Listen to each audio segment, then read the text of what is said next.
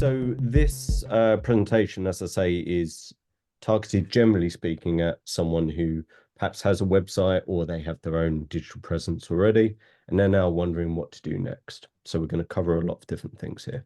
So as I say, I've given a bit of an introduction to myself. So I've worked across a variety of different teams, variety of different areas, from marketing to design to development.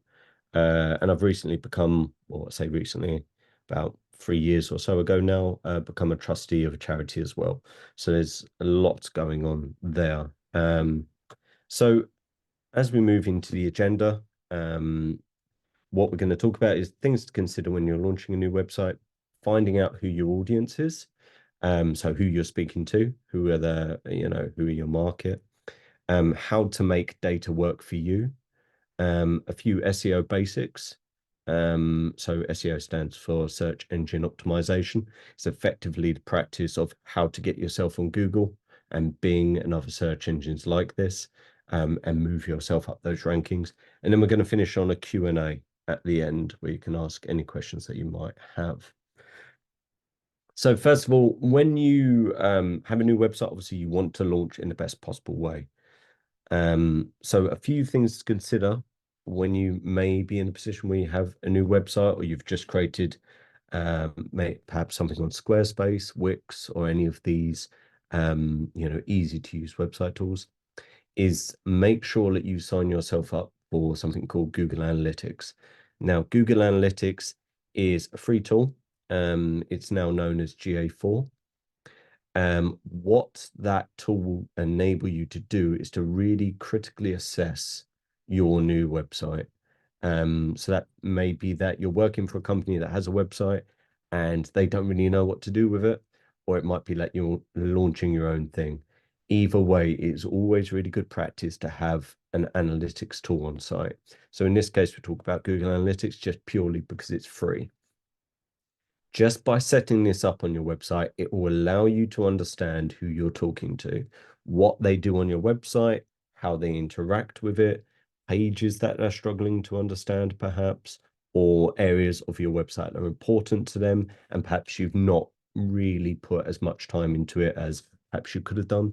Maybe that's an area that you really need to start, spending a bit more time to give your audience a little bit more information. The other things to consider would be prepare your launch plan. So what I mean by this is, how are you going to introduce this new website to the market? Are you going to set it live and hope that people find it? In my experience, that doesn't typically work. So the best thing to do would be to set out a strategy, how you're going to get it out there. Are you going to do a series of talks about your new product or the company's product or whatever it does now? Are you going to send it out to some trusted advisors and people that can give you some feedback on this new website and perhaps even become a customer? I don't know. Are you going to talk about on your social media? And actually, that's how you're going to get out into your market, because perhaps, I don't know, you're selling something like trainers or new shoes, and actually there's a big market and a lot of chat about it on social media. So that's how you're going to go out there. The difference between a soft or a full launch is, a soft launch tends to refer to a launch strategy where you are going to provide it to a small select group of people, where perhaps they are regular customers or people that have engaged with your brand before, and you're going to give it to them first so they can really give you some critical feedback in those early days. And then from that, you can start to optimize your website. You can start maybe changing the copy on the website, changing how the imagery comes across, all of these little things that might make a big difference. A full website launch is simply where you push it out to the world. And from that, everyone can get onto your website very quickly and hopefully start to give you some good analytics, as I mentioned. It's always important, and people often forget to do this, but begin building your customer and client database early. What I mean by that is set up, say, a free tool like MailChimp, which is free below 2,000 people. just when people come on site, make sure that there's a link where they can sign up to your email marketing.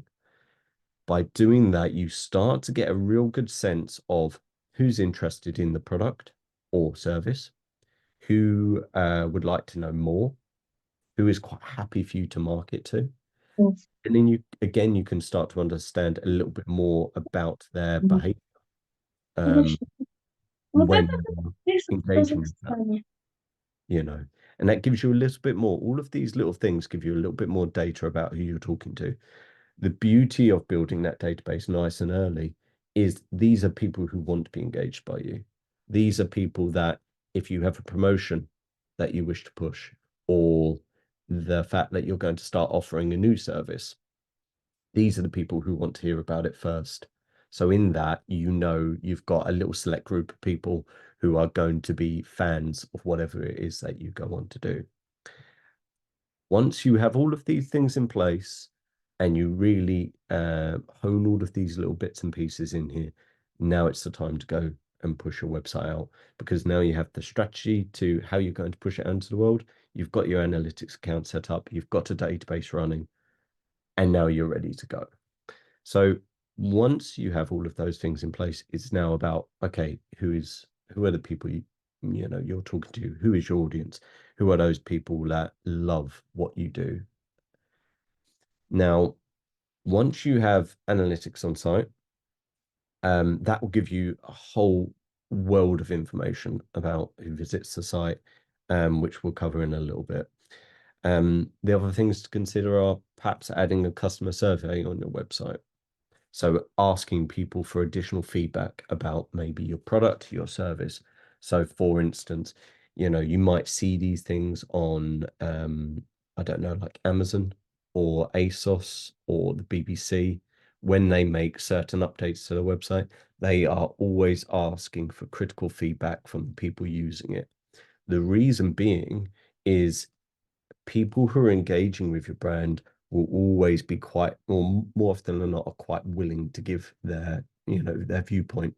Um, don't ask them lots and lots of questions. Just ask them a single question, something along the lines of, is there anything we could do to perfect our product? How are you finding the website today? All of these little things, nice, simple questions that they can respond in a couple of sentences. Brilliant. People are more than willing to give that, generally speaking. And if they're not, allow them an easy way to get out of that survey. So always make sure that it's very clear how to close that survey. Never lock someone in it. Also, another quick way to gain more data and more valuable information on your market, on your audience, is going to your social media accounts. So more often than not, when a business launches, that most people go in and create social media accounts aligned to that business name. In those social media accounts, as I'm sure most people will probably see already from their personal accounts, there's an there's a lot of data in there, through to what are the common things that people search for when they find you, what time of the day do they engage with you, what is the gender split, do you have more men or women visiting your social platforms, are there any questions that commonly come up? All of these little bits of insight really help, because for instance, if you can see when people visit your social media accounts, it generally is in you know, with regard to certain products that you're offering. So for instance, say with us, if we post about our social media services and they get more engagement and more people liking it and more people commenting, well, actually, we now know that our market want more information from us all on social media. So then that can go into our email marketing. Maybe we create a new landing page on our website, which is just talking about specific elements, all to do with that social media account or that little bit of information we've given. And it just helps us understand the need of our market and how we can support them better. Um, and Instagram and Facebook tend to do this really well. LinkedIn does it very well as well. So, but LinkedIn, they're making more improvements all the time. You would typically use LinkedIn if you offer a business to business service. rather than a business to consumer. So a business to consumer being, for instance, you're selling trainers, and business to business, you might be, I don't know, offering auditing services. So you're going to go and audit someone's business. That may be very well, it might be LinkedIn is the right channel for you in that regard. And also consider not, stepping away from the digital side sometimes. Do you have any insights from real life conversations?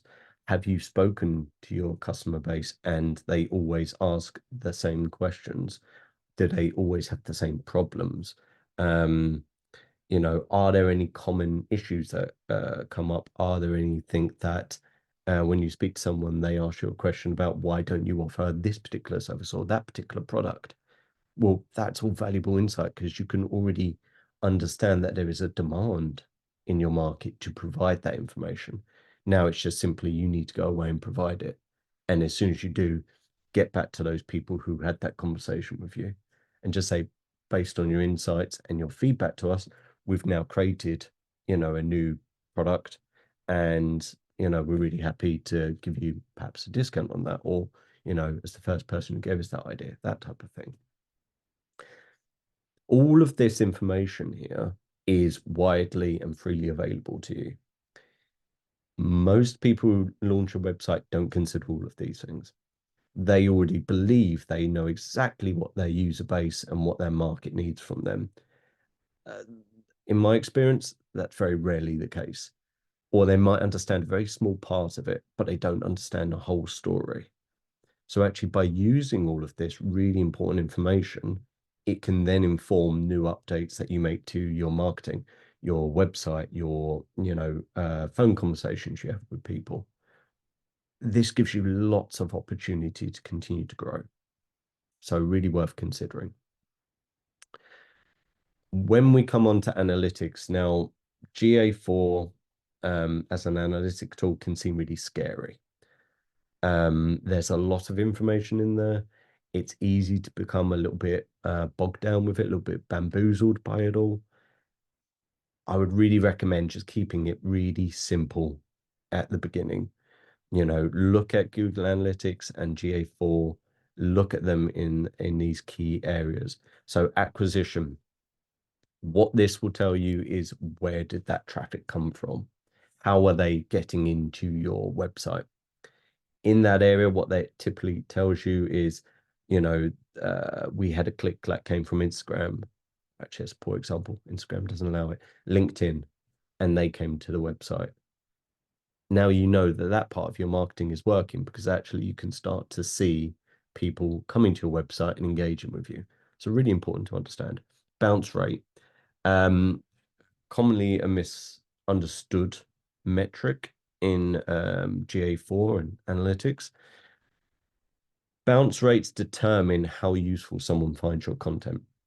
So when they go on the website, if someone lands on the website and they don't then click on a button on the website, or they don't visit another page, or they don't click on a phone number, all of these little clicks and engagement pieces, if none of that happens and they simply land on the site and disappear again, then that would show as a bounce rate or as a bounce. A bounce just means that someone's landed on your website, hasn't engaged in any way, and landed there, seen it for a short period of time, and then left again. Now, if you have a high bounce rate, so the higher the bounce rate, the worse off you are. You want it to be nice and low. The higher it is, so anything over 60, I would determine as there's an issue. If that happens on a key product page on your website, again, coming back to trainers, that, if you see a really high bounce rate on your page, all about your best set of trainers, then that's a problem. But actually, if you have a high bounce rate on a contact page, then maybe that's not a problem. Because actually, maybe what people go there for is just get the phone number of your business, your organization, or the company that you work for. So having a high bounce rate on a contact page isn't necessarily a big issue. So just bear that in mind. Most people see a high bounce rate and panic. Not necessarily an issue. Exit rate, simply means that's the page that people leave from. So if again you have one page and it is your, your top product or your top service, and that has a very high exit rate, then you might want to look at that page because it means that people always leave from the same page. So it might be that that page is turning people off of your product. They're reading it, not understanding it, and then they leave again.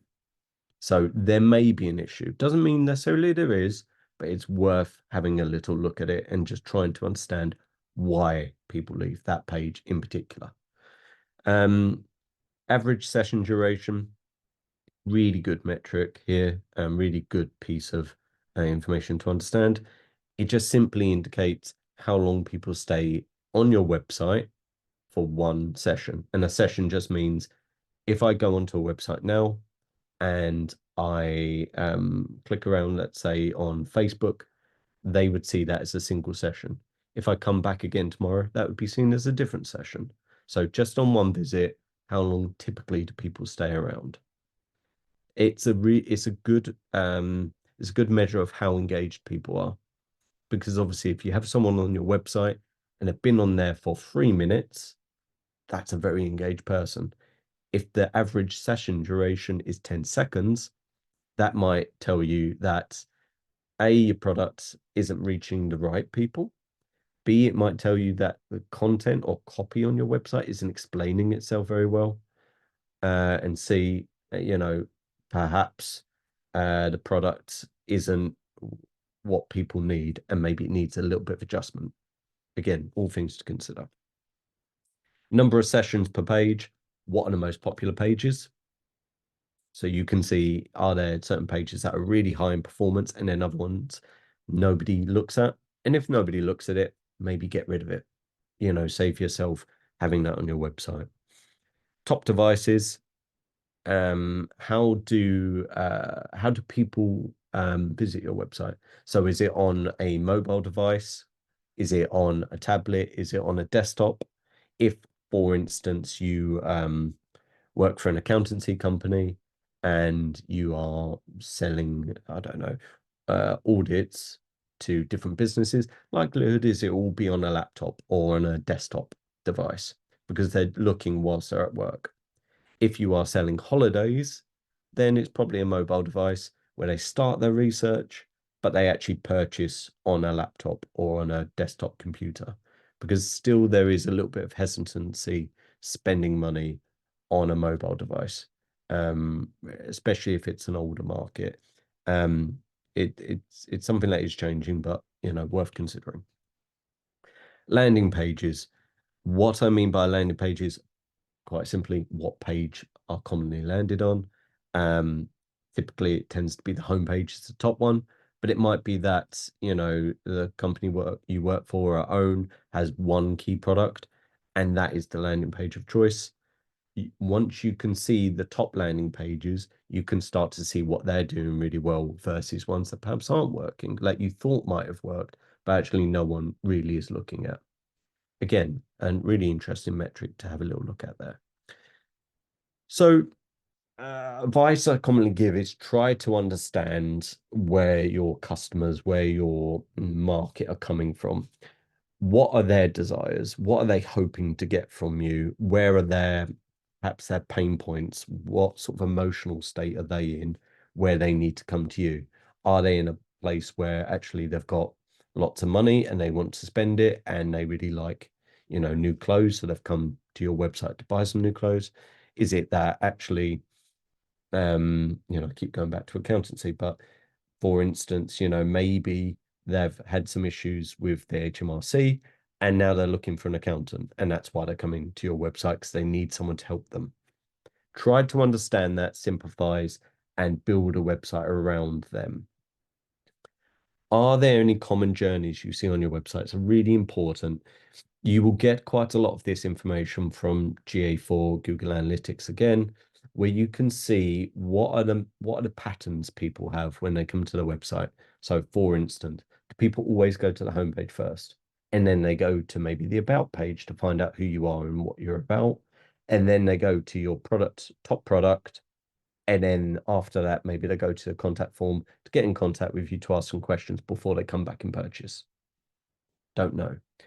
Understanding these journeys will help you in the long run, because actually your whole, what you want to do is trying to get them from the homepage to make them feel more at ease, that they trust you quicker. So actually they get to the product page and then purchase, rather than going through all of these different steps to then go on to purchase. So anything that you can understand there and try to provide more trust, provide more social proof. And what I mean by social proof is, for instance, if you've got a lot of likes on Facebook, or your Google My Business rating is very high, so it's 5 out of 5 from 100 plus people, then that is all going to add to someone's purchase decision. Do they feel comfortable in making a purchase with you? Really interesting. Where your customers from and what language they speak, really important. If all of the people visiting your website all speak in English, then you don't need to consider anything else necessarily. But actually, if you see, like for instance, with one of our clients, we know there are people visiting who speak English, people who speak Italian, people who speak Spanish, and people who speak Polish. So actually, we now need to build um, 4 versions of this website, or 4 options on this website, that allow the user to change the language.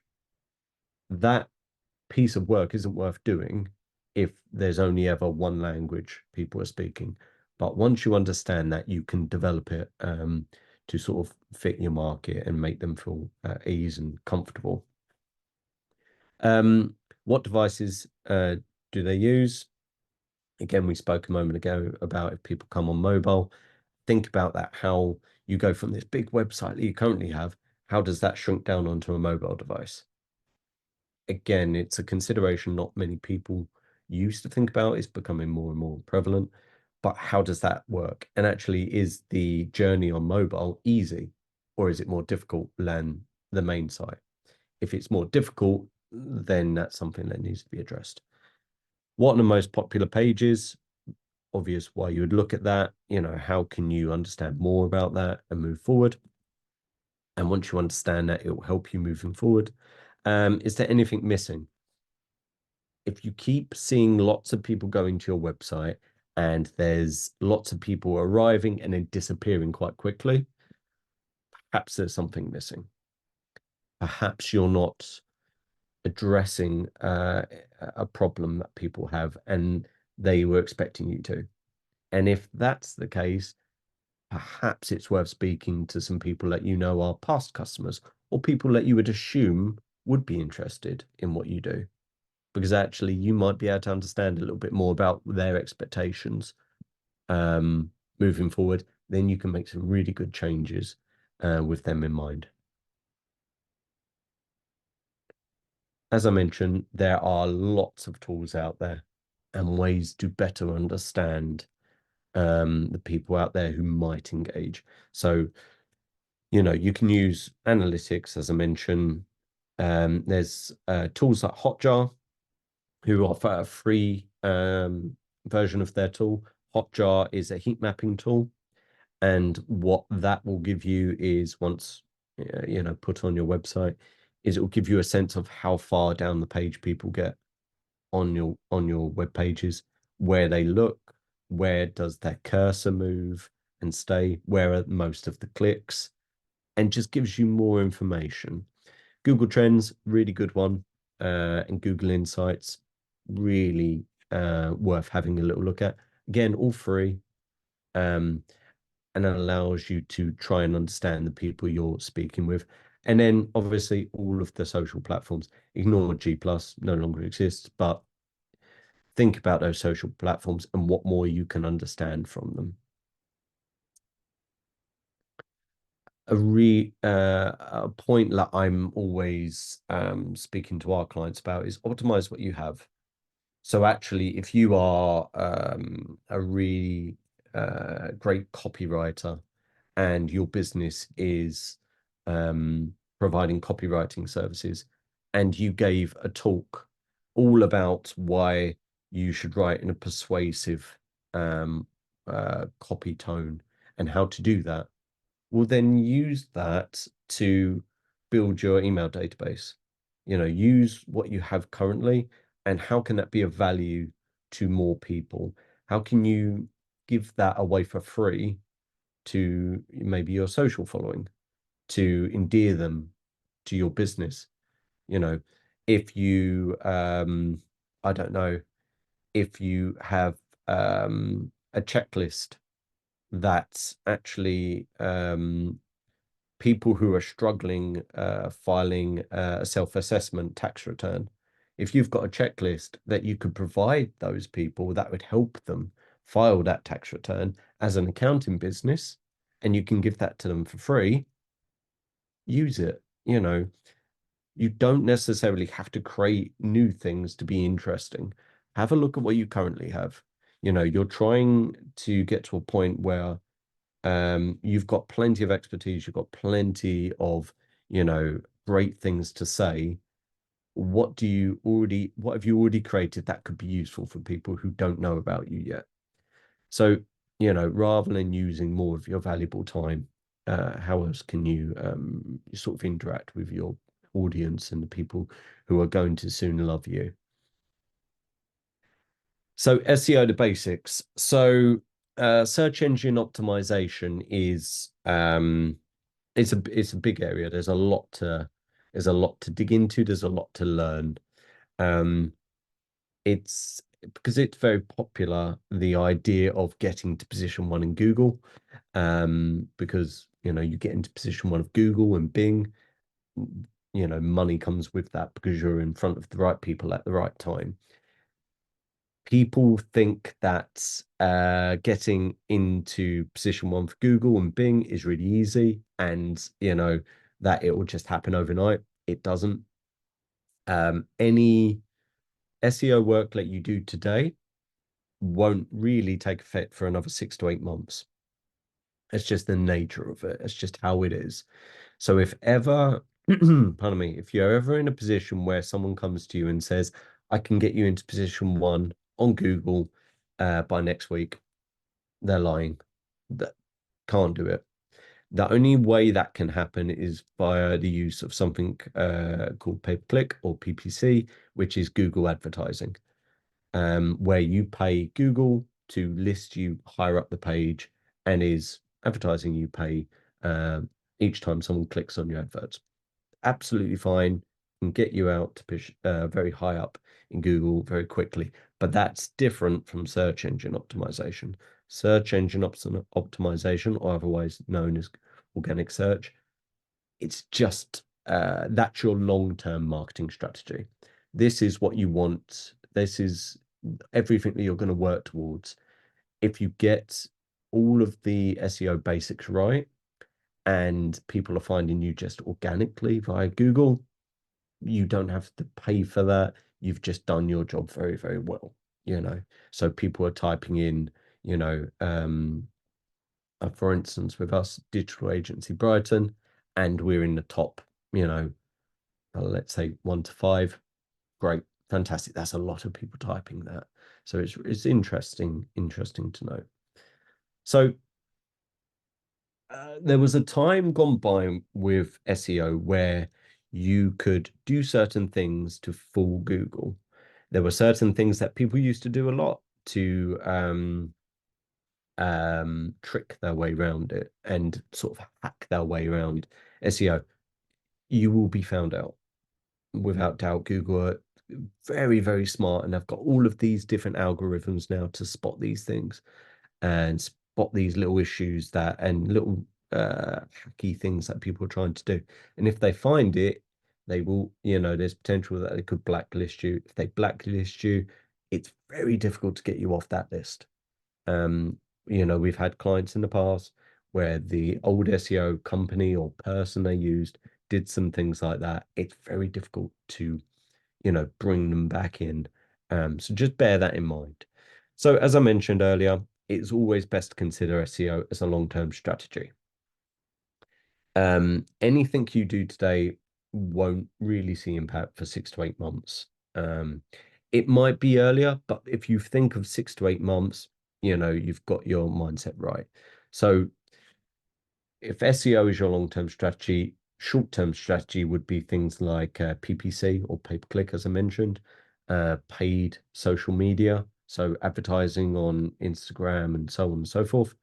Maybe doing some community outreach via social media channels, just engaging with people, leaving comments, talking to influencers in that area. That's all your short-term strategy. Long-term SEO. Focus on your audiences. SEO nowadays is really all about your audience. So as I said earlier, the more you think about the people visiting your website, the better it will be for you. So when you are considering what keywords to use on your website, and keywords are just simply certain words that you're going to use on your website that you think your market use. So for instance, if someone comes to us and they want email marketing, we would anticipate they're using email marketing, or maybe email support, something like that. Don't worry too much about stuffing that word into every single sentence in your copy. Think more about how would someone speak if they are looking for email marketing support? How would someone speak if they need auditing support via their accountants? What might they be speaking about? What pain points might they be feeling? And when I mention pain points, I just simply mean what are they feeling emotionally that they may be in a bit of a panic about, and they just think, I need help. I need someone to come and help me here. What would they put in Google to find you? So just base it all around the people you're trying to engage with. Meta descriptions and titles. I'll go on in a minute to give you a demonstration of this, but they are important, and they typically are the first thing that people see in search listings. And I will show a visual demonstration of what meta descriptions and title tags are in a moment, so we'll come back to that. Google My Business. So you probably all noticed before, but if you search for, your favorite coffee shop on Google, more than likely on the right-hand side of the search, they will have a little picture at the top, and then they'll have the company name, maybe some reviews, and then they'll have some further details. That's Google My Business. Again, that's free to set up.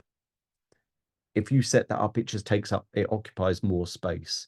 And if your competitors don't have that set up, actually now you are occupying more space than they are. So, it's worth considering when you're, launching or when you're working for a company. If they don't have that in place, really have a good think about it. Alt tags, fantastic thing. They do help Google and search engines to a point, but actually it's really more now for accessibility, and supporting people who are using screen readers who might be partially sighted or blind, and they use screen readers to read your website. Google can't read what is in an image, but actually if you have an alt tag that just simply says this is an image of Grant talking on a Zoom call to explain what I'm doing, now Google understands what it is, and now the user using a screen reader understands it as well. Just worth considering. It just gives more help to those who are perhaps struggling to understand the content on your website. Website speed.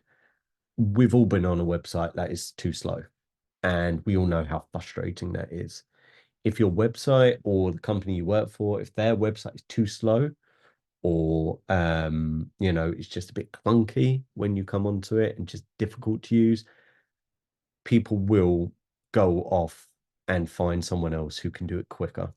People don't have the patience they once did online. If you look at big businesses like Amazon, the BBC, Facebook, as soon as you type that address in your browser window into Google Chrome or whatever you use, it's instant. That is the expectation nowadays. People don't want to wait. So if your website is slow, it will turn them off instantly, and now start to wonder if you're trustworthy because you've not invested in all parts of your business.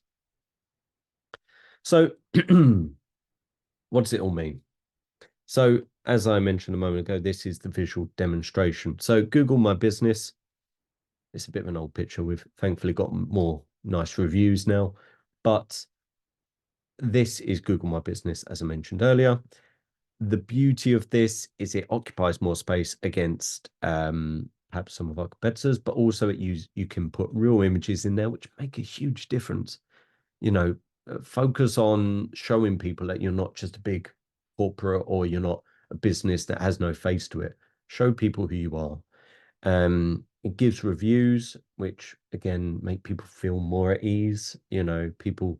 So we've got some lovely reviews from people who we've given talks to before, and because of that, a lot of people come back to our talks to listen to more advice that we have to say. It all helps. Give as much information as you can. So what the address is, when you close, when you're open, the phone number, how to make an appointment. All of these things will help someone who wants to engage with you. Now, coming over here, you'll see we've got title tag. Title tag is simply, pardon me, per page, what does that page show? So, for instance, the team page, this is the team. It covers design, development, marketing, and the name of the business is Creative Blend. Contact page, this is the contact page of a digital marketing agency in Brighton, Creative Blend. Each page should have a different title tag. Now, I'll go on to talk about how you add that in on your website in a moment, but each page should have something different. They shouldn't all say the exact same thing, because that doesn't tell Google anything. It doesn't tell the user or your market or the people wanting to engage with you anything either. So the more information you can give, the more helpful it'll be. Meta descriptions are this bit of copy underneath here. So key points, be as descriptive as you can. What does that page on your website tell the user, the person visiting that website? That, if they've typed this in Google, this piece of information will determine whether they click or not. Because actually, if, for instance, someone searched for Creative Blend, expecting to find a digital marketing agency like us, but actually in here we said, oh, I don't know, we create a series of menswear clothes and, all suited for tall individuals. Someone's not going to click through because they're expecting one thing and actually the website provider was a completely different thing. So just make sure that it is as descriptive as it possibly can be. So, it gives people as much as of the page copy before you move on. Why not add your services? What, services or products? What is it that you do? So, for instance, experts in design, web development, app builds, marketing strategy, SEO, social media. I now completely understand what it is that this business does. And now I've got enough information to determine if I'm going to click through. So moving on. Now, coming back to what I mentioned earlier, alt tags, be as descriptive as possible. This is meant for someone who is partially sighted or blind. So actually, they may not be able to see any of this. And this is just taken, I think this was from Amazon. So actually having Doritos tortilla chips, nacho cheese, given the amount and size of the bag as well, and the fact it's a pack of 64, really helpful. I now completely understand what that is without looking at it. As much information as you can will just help your SEO efforts, but also help someone who is, perhaps struggling to look at your website currently. And, that will be said by a screen reader. So how do you get all of that information in? Now, you can do this through various ways. If you've got, if you or the business you work for has a WordPress website, you can install a plugin called Yoast. Yoast is very easy to use and breaks down the different sections of where to put in a title tag, and it will give you the character count that you can use. And when you've gone over that, it will also give you a space for your meta descriptions and how many characters you can use for that as well. To understand what keywords you should be adding into all your title tags and meta descriptions. If you set up Google Search Console, which again is free and a lot of websites don't use it, this will tell you what people search for and when they come to your website, how they found you. So if you can understand that, you can write your title tags and meta descriptions in line with that. Again, analytics is going to give you quite a lot of information as well. And SEO mods. If you want to know more about SEO and search engine optimization, how to get further up Google, it's well worth having a look at SEO mods. They have a lot of good information and tools on there that you can really utilize to best effect. So really that covers all of the areas that we're going to talk about today. There is an awful lot that could be said about SEO. I could do a whole talk on it, but you know, that's really the top level things to understand and to take away. So at this point, what I'll do is just take a bit of a moment for any questions anyone might have, or any areas you want me to dig into a little bit more while I leave this up here with my contact details.